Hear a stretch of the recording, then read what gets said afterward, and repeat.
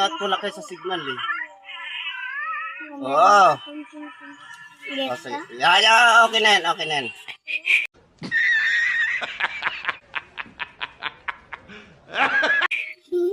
Tumawag ako dito dahil ang sabi ni Ingrid sa akin na ano daw, hindi siya makapunta dyan. Pero ang sabi ay yung DF na dyan sa yung buntis. What?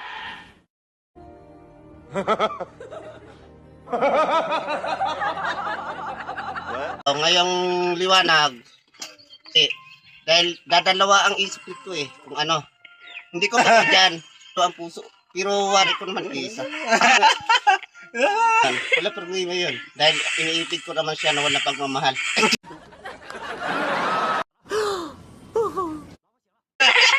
Okay, sige na. Basta nagpapaalam lang ako sa inyo na sa liwas ko dyan o hindi.